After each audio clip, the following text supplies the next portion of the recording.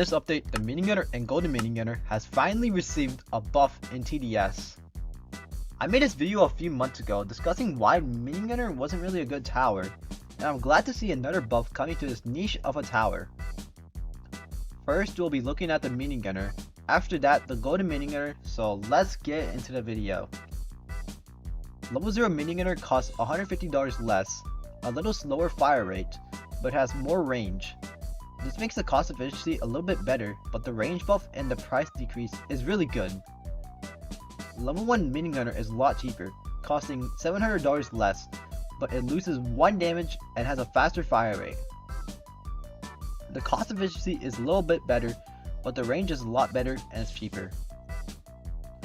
Level 2 Minigunner is even cheaper, costing about $1,500 less, and the range is higher by 4. While a little bit worse cost efficiency wise, the huge range buff and the huge price decrease made up for it. Level 3 Minigunner costs more, but is still overall cheaper by $700. It lost 1 damage and has faster fire rate, making DPS less, but the cost efficiency is still better and has 4 more range than before. Alright, so max Minigunner is literally 5 more range than before. While it costs more by $2,000 and has a little worse cost efficiency, the main issue with Minigunner before was the mediocre range. But the max buff makes it a viable option for late game now, which is nice. Overall, I would say Minigunner is now an A tier tower from a C tier before. I would still recommend using towers like Ranger and Turret in multiplayer, but I can see Minigunner being really good in solos and duos, unlike before, which wasn't that good unless you use consumables.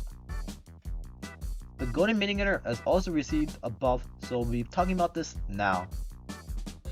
Level 0 Golden Minigunner, aside from the rebel change, has 2 more range, and you can only place 12 Golden Minigunners instead of 15. This is a pretty good buff, as this level was already cost efficient.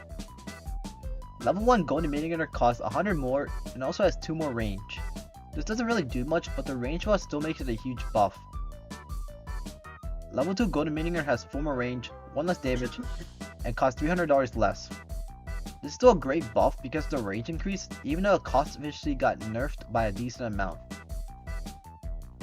Level 3 Golden Minigunner costs 450 more overall, but just has 2 more range, which is pretty good since the range was mediocre, even the cost efficiency was worse.